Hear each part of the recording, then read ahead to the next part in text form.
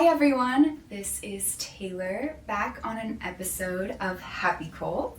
I am here with one of my longest friends now, yes. Amy Rieger.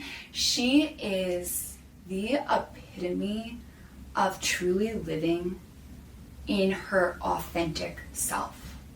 I feel so beyond grateful to have you. It's an honor to be here. I'm so flattered. When Amy and I talk, we can go on forever. So when I thought about it, I was like, Amy, why don't we record an episode and share this with the world? Yes. So here we are. Amy has been one of my greatest inspirations. We can all find inspiration from various sources. When you think of inspiration, a lot of times you'll think of someone who is famous or well-known, whether it be past or present. You idolize them, look up to them. But a lot of our greatest, most influential people are the ones closest to us. We are who we are friends with, invite into our world, vibrate on that same frequency with. You can really learn so much from your friends. And we met freshman year of college. What was that? 10 years ago now? It'll be 10 years this year. It's my 10-year anniversary. Oh my gosh! Happy 10 years! Love you. Love you.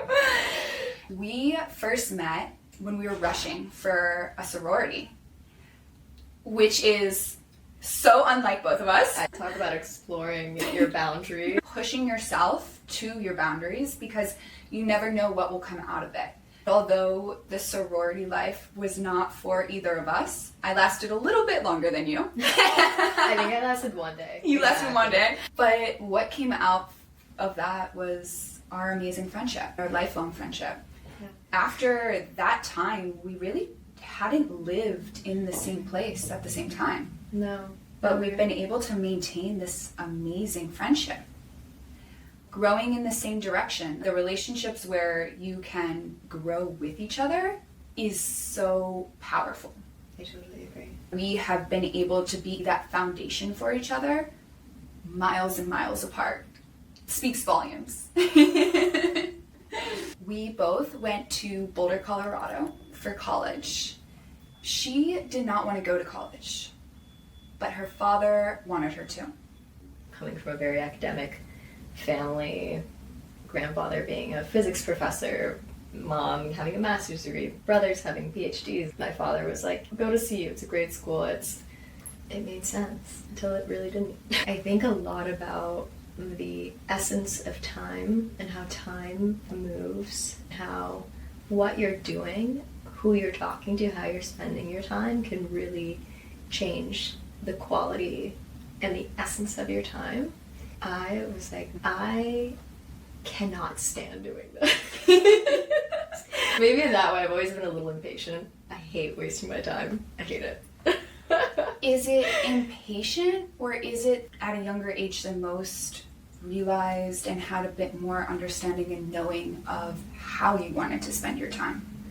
That's probably a more eloquent way to put it, was that my impatience was the clarity of what I wanted to do and what I didn't want to do. I always felt pretty strongly about what I didn't want to do as soon as I experienced it, so I would make a quick shift. This compass of feeling pretty clear when I need to make a turn. Do you feel that knowing within yourself was something that was developed because of your family? Or was it something that came within yourself? It was a result of my upbringing, but not in the sense of a super strong role model. My parents got divorced when I was 10, and it was not a pleasant time. It was 2008, financial crisis, family was splitting up. There was a lot of hardship that was introduced to our family. I developed this self-sufficiency and independence from that. It started out as like this deep sense of loneliness, developed into agency. I'm the captain of the ship. I need to figure these things out. no one else is going to do it for me. Yeah, no one else is going to do it for me. I have chills as you said that, because there's something so beautiful when we experience pain. That is always our largest opportunities for growth. No matter where or how we experience it, something within us changes. My question to the world, do we need to experience pain in order to have extreme growth? Yes. You need something to break you open. We need something to break us open in order to be open. It can come in many different ways, and depending on your sensitivity to the world, it doesn't always have to be death or breakups or anything like that. We all go through these little disappointments and little pains that you can either look at that and you can let it break your heart a little bit so that it motivates you to do something and find something better, or you can float through life and, and not let it affect you. I actually believe feeling and emotions are our biggest motivators and ways to release. They are our greatest teachers, because when we experience any emotion, it pushes us to do something. It's either that dopamine rush that we get from that feeling of joy, excitement, being turned on, whatever that emotion is, it can influence us in a positive way. Or when it's a heavy emotion, sadness, anger, hurt, it really makes us turn inwards. If we can figure out where that emotion is rooting from, that helps us on the path of understanding ourselves just a little bit more. The more that we understand ourselves, the more we are able to live in our authentic being. When we're in our authentic being, that's when we're able to create our reality, live the life that we want, be in our most fabulous selves. The more that we're in our authentic self, that's when we reach that idea of fabulous life. Initially, the very intense feelings of sadness, anger, disappointment, when looked at closely and with a curious eye, can be alchemized into, no, I just want love. I just want peace. That's when you start to set the foundation for actually building a life that is most pleasurable to you. You have to look at those darkest parts of yourself in order to know what will be most healing and what will be most nourishing, and then consciously align your life. I always think about when I'm taking care of myself in this day, today, I also am taking care of Amy at 18. I'm also taking care of Amy at 10. I'm taking care of these evolving versions of myself and giving her a hug. Totally. Thinking about what would she look at if I was in the room with her at 10 years old. What would I want to give her? I continue to let that guide. I think we were talking about this the other night. Our 17-year-old self looking at us today, how would we give them assurance, comfort? What would make them feel proud? That feedback loop is what we need to heal those versions of ourselves, to heal those parts of us. If we don't do that, then those wounds could remain open. When I reflect back on why my body automatically reacts, or a way that my brain will think and internalize a situation, even though that might not actually be the reality, because I am used to that pattern, I'm still reacting the same way until I take a second to acknowledge it and figure out how to move through it. Letting it go, freeing it, when we can break through and release that emotion, it releases all of those blockages that we have, those walls that we've built within our own minds that are so self-detrimental. When we look at patterns in our lives, what is that common denominator between every situation? Us, ourselves. We can always look at a situation and play victim mentality, or we can say, this is how I would have reacted. How will I react today?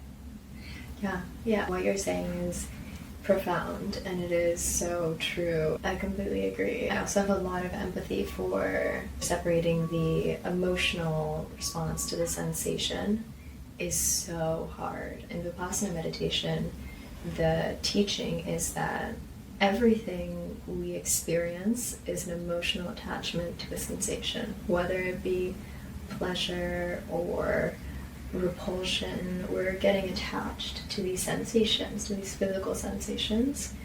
In the teaching, they talk about this thing called the sankhara, which is pretty much what you were actually describing, which is so wild, but you're profound, naturally. Thank you. Thank you very much. You just tapped in, sister. You got the download. But they talk about these things called sankharas, which are basically, as we're going through life and something happens and we have that emotional response to it, whether we become attached to it, we want to keep it and hold it forever, or we're repulsed from it and we're like, oh, I want to avoid it. It can either be the line in the water, which disappears immediately. It happens and you let it go. Then maybe it happens again, it becomes a line in the sand. It's there for a little bit longer, but ultimately, eventually gets washed away. Then it happens again, and it's a line in a stone. It's carved in, and it gets carved deeper and deeper and deeper. All of a sudden, you're an adult and you're still reacting in this way to something that happened to you as a child when you had no control over what was going on. You're still getting into that, oh my god, survival, attachment, whatever it is, mode. It is so true. It's also so hard to create enough space so that line is not drawn in the stone again and doesn't get deeper and deeper. Aimee has a very profound meditation practice. She will meditate for an hour a day. I want to say 2 years of hours and hours of meditation every week. 2 years of hours of meditation a week. I'm sure those teachings alone were able to accelerate your growth. What led you in the direction of feeling drawn to meditation? Oh, I went through a massive breakup. That will do it. Humongous breakup that just absolutely crushed me. Just squashed me like a bug. I was in a very serious, intense relationship for 7 years. All of my 20s at that point. Which is so impactful because our 20s are some of our fastest growing years. But I actually think now the 30s are. Now that I think about it, I actually think the 30s are best. But to be in your 20s and be with someone who was older, then all of a sudden a breakup happens. The confusion, the unsure, you see yourself with somebody and that's a part of your identity. And then all of a sudden a part of your identity is stripped away. Oh yeah, 100%. That right there was why I had to dive into meditation. My identity was too entrenched in him. I thought that sacrificing myself was how I kept the relationship healthy, which was so wrong. What made you feel that way? When we broke up, I was crushed. I was sad because the relationship ended, but also because I had this moment of clarity where I was like, I don't even recognize that woman, and I feel like I've lost so much of myself. Going into meditation and going back into my body, looking at myself again, feeling like I'm on this planet again, I had to do it. Otherwise, I would have gone off the deep end. It was reconnecting with your body, your mind, yourself. your soul. Yes, exactly. I had lost touch with myself and with the essence of my own spirit. That North Star that was so ferocious in high school and going to college, it had really dimmed down over those years. Going into meditation, it had to bring me back to myself. Did you know that it was meditation that you needed, or were you searching for anything at that point and then happened to stumble upon meditation? That's a good question. It's so interesting. I never thought about this because at the time, I never questioned it. I was like, I need to start meditating. I was like, I need to start sitting. I just need to sit here and I need to feel, like really sit and really feel what's going on and look at it, and I can't run away from it. I'm not gonna drink it away. I'm not gonna party. I need to sit and look at this and understand what's going on in order for anything to change. If I don't want to feel this way anymore, I need to take it, I need to alchemize it myself. The first step to healing, whatever type of healing that is, whether it's physical, emotional, mental, is understanding, acknowledging, being aware of what you're healing. It's so much easier to look at it from a surface level approach. In your instance, it would be, my heart's broken. I just went through this breakup, I'm healing my heart. But actually, it wasn't your love that you were putting out into the world that you were healing. It was your love for yourself that you were healing. Oh yeah. The misconception of the fine line between loving yourself and then all of the narcissistic trending things that we see. I'd be curious if you feel this too. If you are tapping into that love for self, you actually realize it's just that love that exists. It's like that fountain of love. It's not limited to yourself. It's not focused on yourself. Once you tap into it, you just start to notice the love for my community and the love that I feel from my laundry people when I go. Yeah. Even when someone cuts you off when you're driving in a car. Yes. Or someone behind that coffee shop is so rude to you. When you have that love for yourself, you're more compassionate towards everyone else. Yes. You're able to take a step out of self and instead be like, wow, that person really has something going on that they need to get to. Or that person's really rude. I feel really bad for them. I'm like, wow, they need to get laid. Wow. That sucks. A little dry spell, huh? My heart. Oh. It's so true. You have this abundance of compassion for everyone that's suffering. Yeah. Because you just realize that everyone is suffering. That can be an intense word, but it's true. Everyone's suffering in their own way. Exactly. Suffering doesn't have to be something big. We can suffer in our own minds about the smallest little things. Yes. Suffering is the idea of being trapped. It is not being able to have the tools to release it. That was one of the most impactful learnings on my journey. I had a lot of physical elements that were wrong, allergies, stomach aches. I lived every day with a stomach ache. It was everything internally that was then being reflected in a physical way. I was forced on this journey because I was having those physical reactions. I started to just heal those physical. I was better, but I wasn't healed.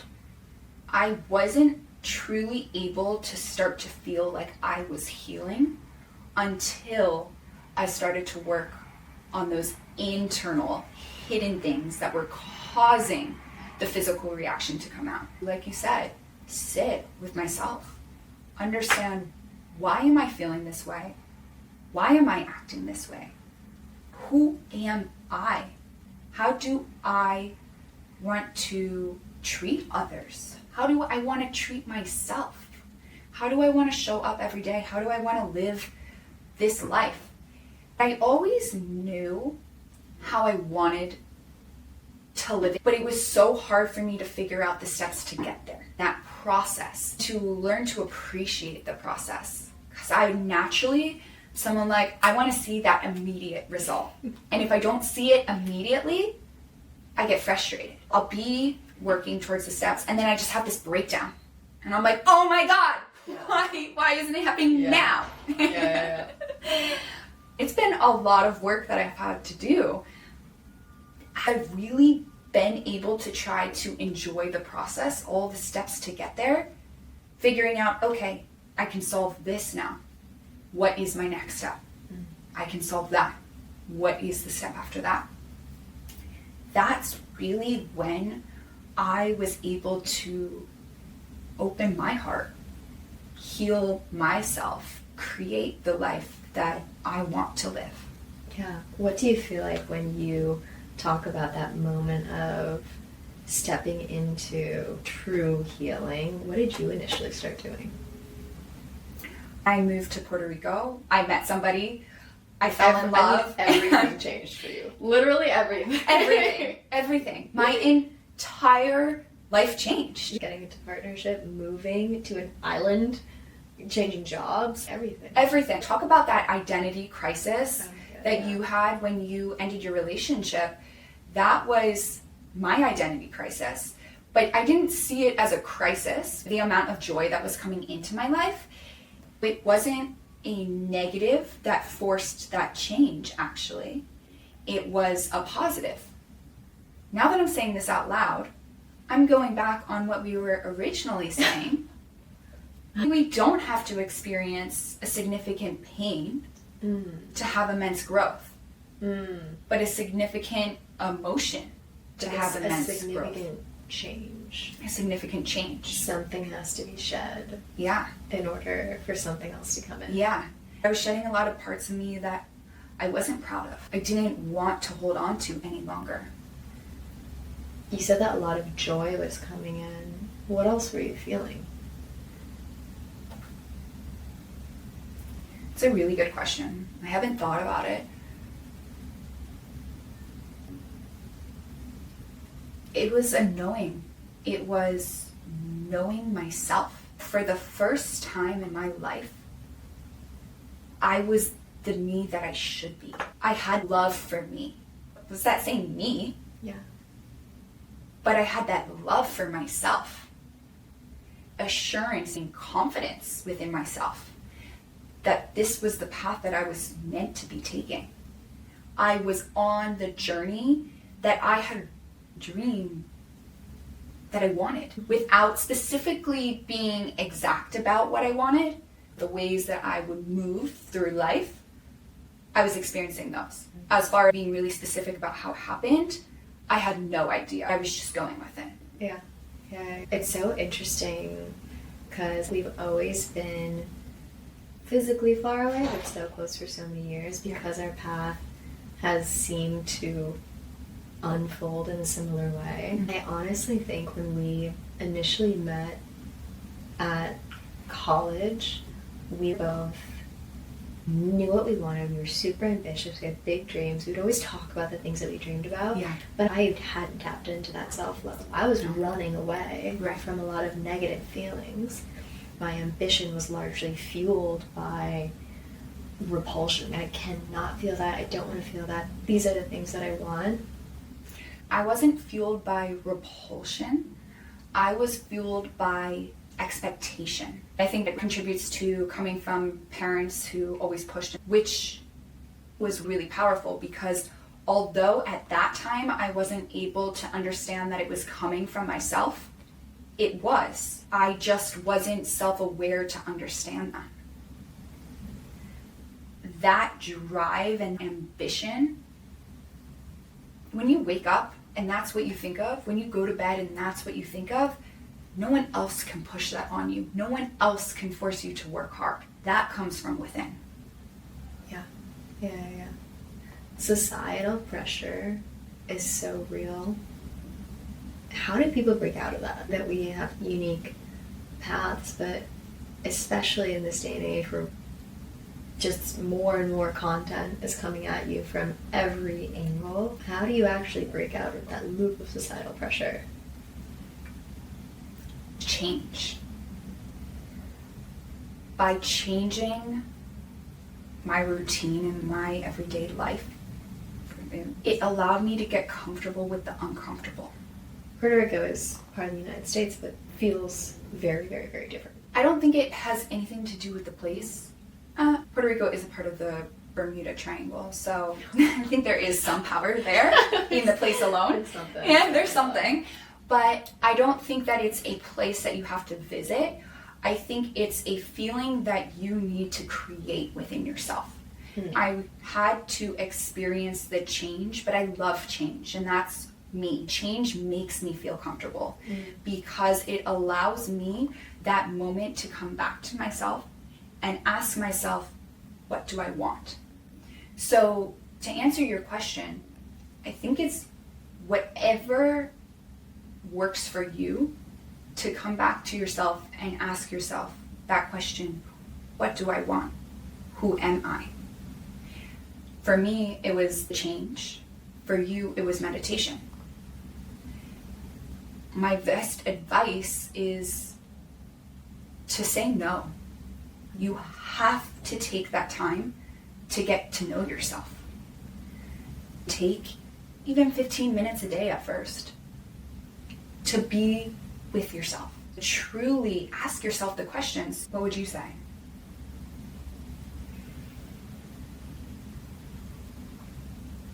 For me, it's meditation. But you can also just be walking around the house. And not or going anything, or while you're in New York. Or writing. Journaling is profound. Running. Yes, exactly. Just doing something. Working out at the gym, but not listening to music or a podcast. Right. Just being in that Which moment. honestly sounds like torture, going to the gym and not. Am I crazy? I do that sometimes. What? Yeah. You don't listen to anything? Most of the time, I listen to a podcast. Same. I'm always listening to a podcast. Most of the time, I listen to a podcast. But I really listen to what my body and self needs. There are times I will go to the gym, nothing in my ears. Be in that workout. Those are my strongest workouts. Those are my physically strongest workouts, but mentally strongest workouts. I come out and I am ready to write my to-do list. I am ready to cross my to-do list off. I am ready to tackle it. I am inspired. I fuel myself up that way sometimes. Yeah. Not always. A lot of times I listen to a podcast because I'm like, okay, kill two birds with one stone. Yeah.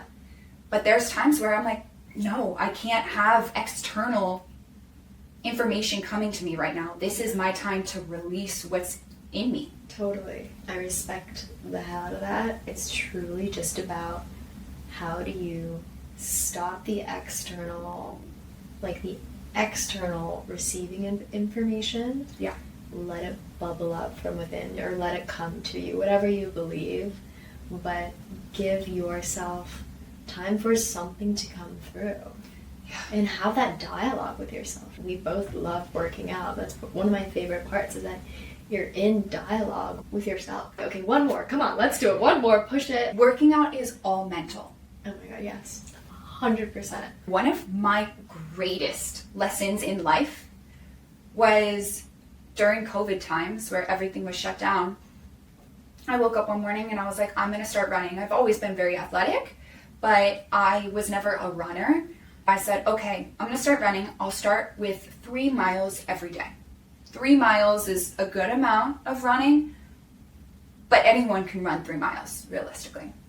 Well, I don't think anyone can. First, you going at 3 miles right off the bat is impressive. Maybe it was a little ambitious. No, it's impressive. Someone else was running 3 miles, and I was like, if they can do it, I can do it. Yeah.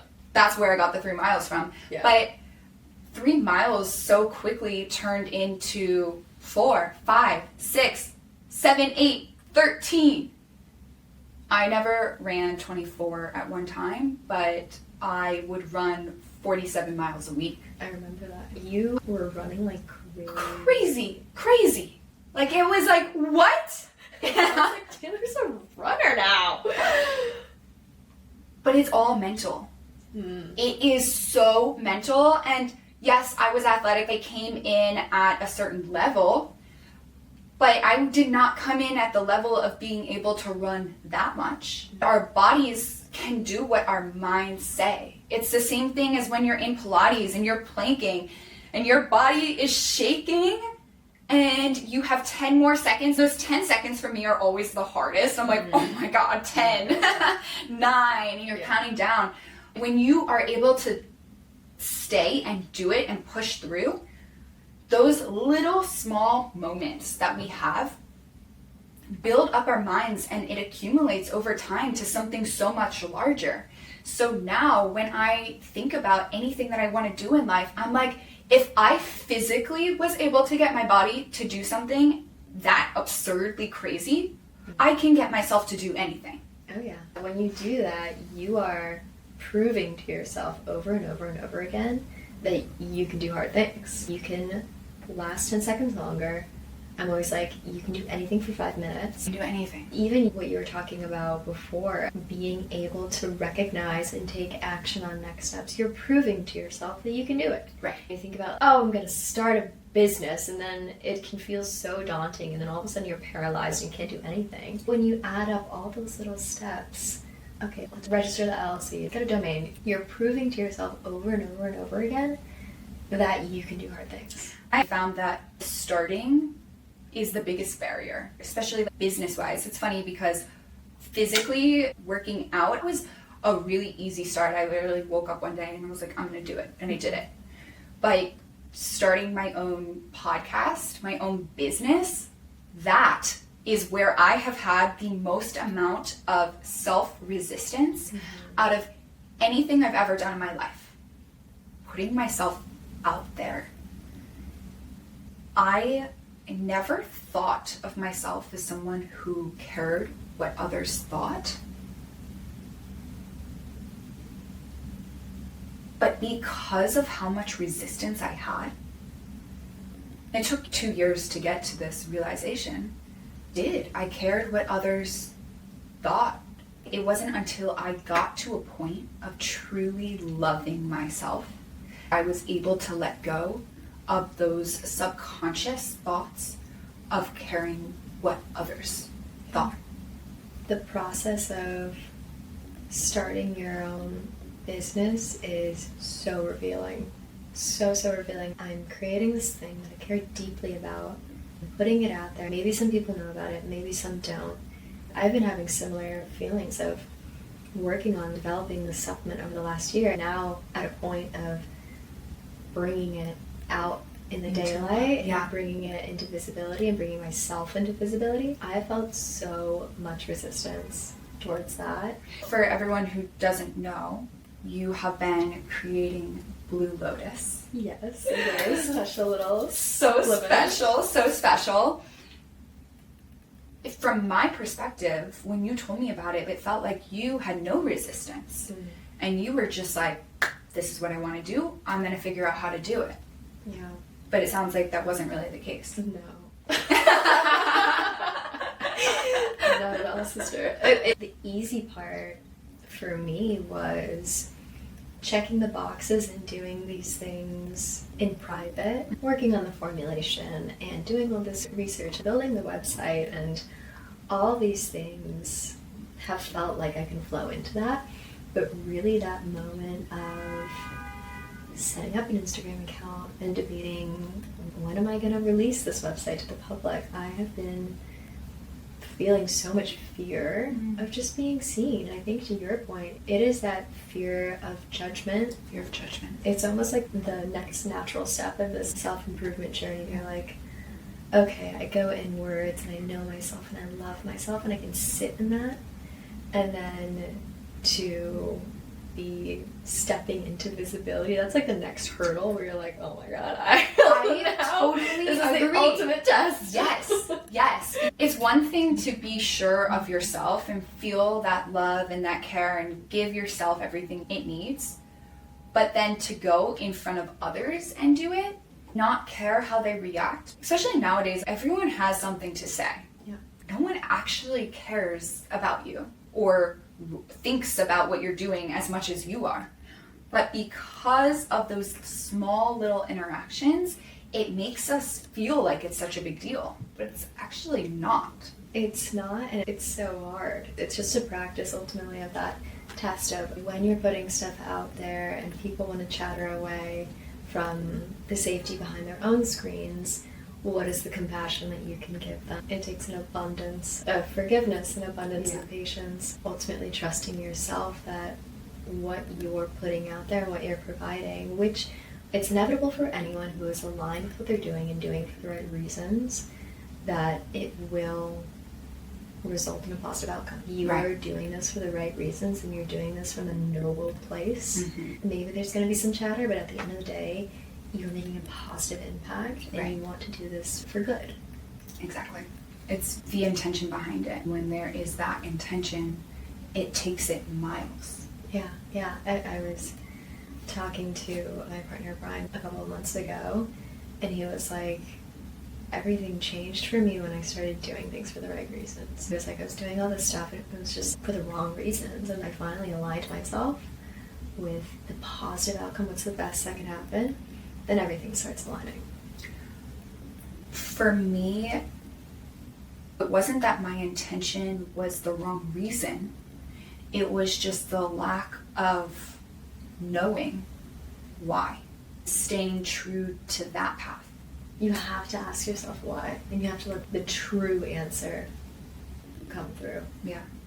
I love that we're on this path at the same time. Again, here we are. Here we are again, living these lives in different parts of the world. Girl, we're parallel, we're in lockstep. It's amazing. This is that next step of the journey. Even before we sat down, I was thinking about you, and there are just so many details when it comes to starting a business that as emotional beings, as people who ultimately want to continue in the spirit of self-improvement on this path of being deeply thoughtful about what we're putting out there, there's so many details that, especially in these early stages, working through them, the resistance, all the challenges, just totally check in every few months and just be like, okay, what kind of challenges are being presented now? How have we even gotten to where we are today? The very important details of why am I doing this and what in me is resisting certain aspects of it. We started with the importance of living your authentic life and being your authentic self.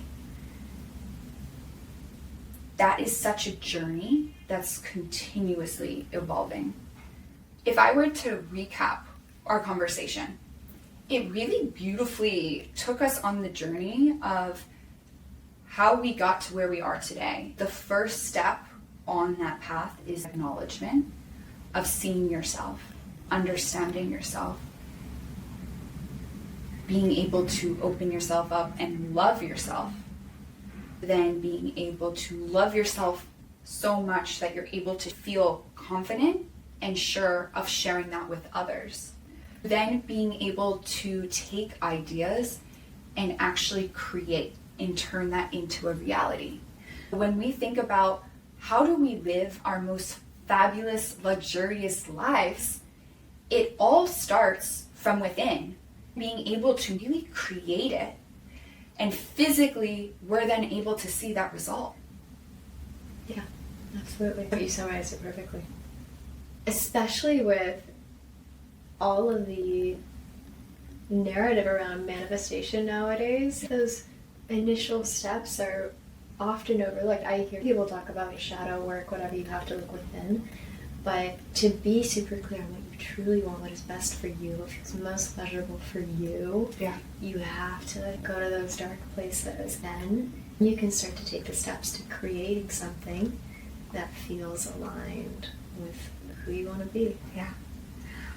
My last question for you, actually my last two questions for you. What does it mean to lead with love? What does it mean to lead with love? To lead with love means to create more opportunities for love. Love for yourself, connection, community, information sharing. That's what it means to lead with love. And that also beautifully ties back to what we were talking about of doing things for the right reasons. If you're coming from a place of love, of I want to do this because I want to be better, because I want the world to be better, because I think that this thing, this podcast, this product is going to really help someone and I want to help, and I am coming from that place, that is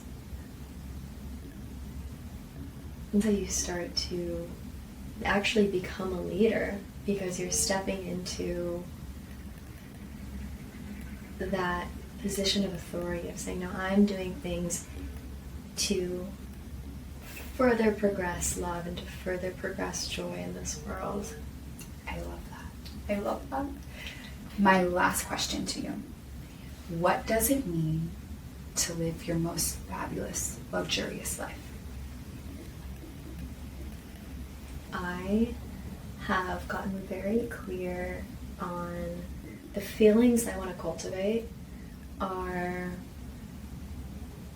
peace, freedom, and love. I've gotten really focused on what things am I doing that I can take a moment and recognize I am so grateful and feel so much love because of our conversation, and I'm so grateful for Taylor that this feeling of love, I can be mindful of what I'm doing and how I'm doing things, if I'm doing it with that energy.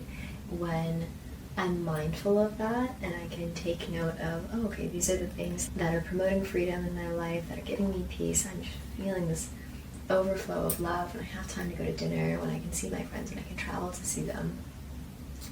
That is what true luxury feels like to me. That's the ooey gooey, like fabulous. This feels like time is like honey right now. Yeah. That's what feels amazing. Time is honey.